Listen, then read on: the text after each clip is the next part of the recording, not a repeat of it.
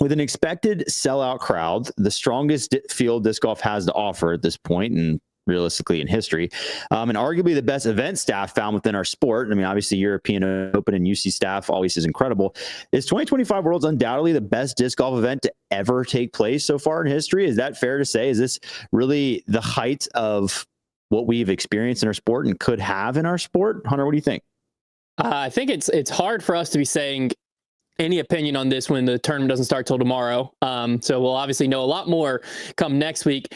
I think on the ground, it all signs point to yes. You know, you should be surrounded by, if the numbers that were estimated correctly are correct, I mean, then you're looking at close to 10,000 people, which is like double what we see in the US ever.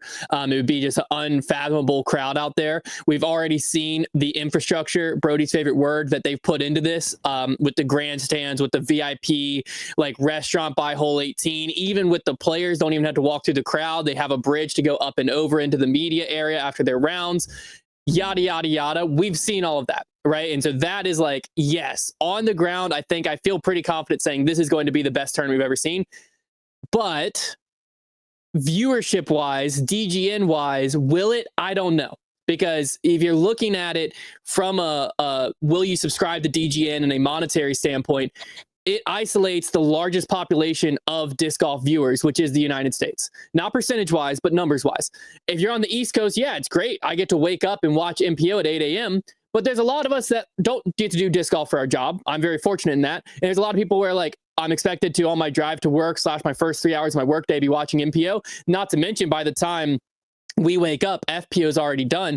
So I think the live viewership numbers, and therefore the DGN subscription numbers from Worlds, could be shockingly low compared to normal. I think last year I heard like 30,000 concurrent live viewers at one point, maybe even pushing to 50 during some of it. I have a hard time believing it pulls those numbers when it's going off at 2 a.m. Yeah, the streaming numbers will be very interesting to look at and see where those land. Dustin, what do you think? Yeah, I think it's shaping up to be. I mean, it's the first Worlds in Europe. We all know how great the crowds and culture are around disc golf in Europe, which is going to be electric. I do understand where Hunter's coming from with the live coverage, but what's cool about this is we get double post-produced coverage because we're getting Joe Meds and MDG Media both doing MPO and FPO 2 cards apiece. So you're going to get 2 cards apiece because of that, and MDG's been doing great work for European event coverage. So I think that's great. I think the fact that we already talked about, we got wide open fields, in my opinion, for MPO and FPO. I feel there's like 10 different people who could win an MPO, and FPO has like 8 or so that probably could. The level of competition keeps getting better and better, and we have some first-time winners this season, some first-time major winners this season. It could happen again. We got great courses, by the way. We get that perfect dichotomy that we want: a tough wooded track at the Monster, and then the prestige and the history of the Beast at Nokia, and being able to combine those two together, and they complement each other perfectly, especially with the Monster being such a great course with good scoring separation. 9 under par was the best score at that course in MPO last year, and it was also very tough for FPO, so that's going to be great. We got those courses going for us right now. And then we just got all kinds of storylines. Can Gannon Burr finally win a Worlds? Can Isaac get a 3rd major? Can someone get their 1st major, like an AB and Nick Glassar or Simon? Can Ricky end the drought? Can Macbeth still break the Climo record? Like, you have all these things going on. Can Kristen recover? Can Holland get her 1st major? You know, think about these things. And you're forgetting the very last thing that could happen. Someone could get busted for drugs at this tournament, and that would be absolutely electric. Sad for whoever gets busted, but electric for all the drama and chaos that would cause. It's true. I guess, I mean, at this point, if we were going to find out, it's got to be soon here. But you're right. Could be the final wrinkle to just an insane story there. Jake, what are your thoughts on the setup for this tournament? That's such a good point. I wish I thought of that. I think that this World's upcoming, it could have potential to be the best disc golf event ever, but what I think it will do, more importantly, is set the template for what a great disc golf event should be. I think that's what it has the potential to do. Now, that's not to take away from Europe. I think the European part of the tour is going to be exceptional moving forward, and it's really going to set the standard for what we should be doing here in America. And I do think a lot of us probably aren't used to that with how big our sports leagues are and how major a lot of our teams are on a global scale.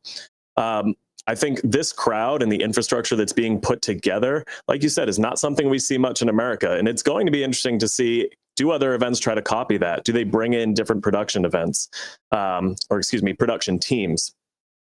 Because I'd like to see, American events with this amount of investment put into it, this amount of participation at the actual course.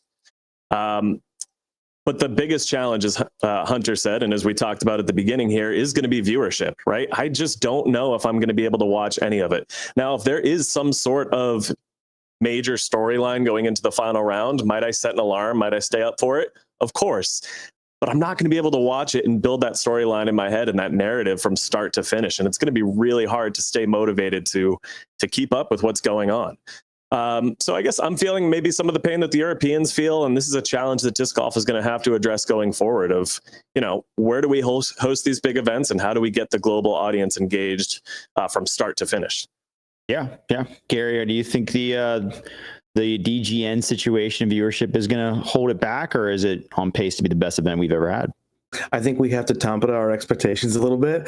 The event itself hasn't happened yet, like Hunter mentioned, at least not for the time of this recording, but for the people listening, round one is in the books by now. I think we can only go off of what we know from glimpses of what we've been given. Like they've got new T pads at the Beast with follow-through extensions. The T signs have QR codes that link to GPS tracking, caddy guides for range finding on the course. You got grandstands built at both places. Green complex constructions happen with walls and more mounds.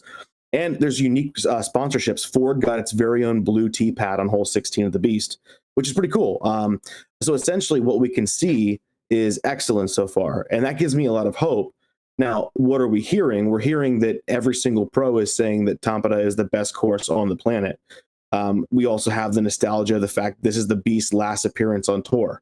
That's a big deal too. And there's almost 50, I think there's 47 different nations that are represented at this event. And for UC, this is the culmination of 10 years for him, because the Disc Golf World Tour started in 2015. And he said that he came in too early then. And so during the press conference, he said that disc golf used to work for him and now he works for disc golf, and he pours himself 100% into his events. And on an interview with a young Trev 3 years ago, he said his biggest fear is to fail his customer, and the disc golf community has now slotted itself into that position. So between what we can see, what we can hear, and just my faith in UC's passion, I think this very well is going to be the best event we've seen up to this point.